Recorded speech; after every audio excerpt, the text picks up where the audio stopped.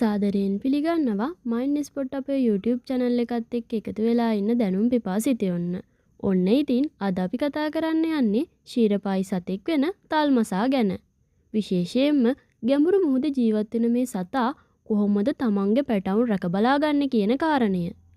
තල්මසුන් කියලා කියන්නේ ශීරපායි කියලා මම කලිනුත් කිව්වනේ.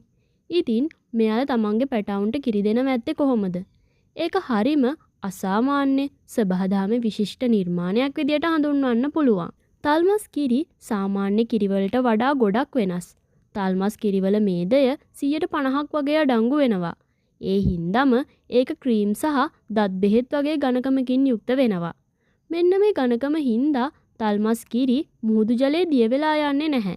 මුහුදු ජලයේ පාවෙන මේ ඝනකම් තල්මස් කිරි තල්මස් පැටවුන්ට බින්දුවක්වත් අපතේ නොයවා බොන්න පුළුවන්කම තියෙනවා. ගොඩබිම ශීරපායින් මෙන් තල්මස් පැටවුන්ට මවගේ තනපුඩුවෙන් උරා බීමට පුළුවන්කමක් නැහැ. ඉතින් මේ වෙනුවට තල්මස් මව විශේෂ මාංශපේශී භාවිතයෙන් ඝනකම් කිරි ඍජුවම පැටවාගේ කට තුලට මුදා හරින බවට විශ්වාස කරනවා.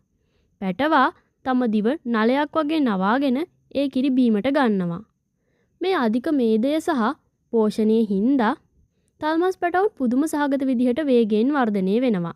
නිල් තල්මස් පැටවෙකුට දිනකට කිලෝග්‍රෑම් 90කට වඩා වැඩි ප්‍රමාණයකින් බරින් වැඩි වෙන්න පුළුවන්.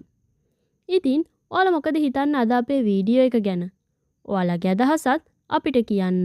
ඒ වගේම මයින්ඩ් ස්පොට් අපේ YouTube channel එකත් subscribe කරන්න අමතක කරන්න එපා.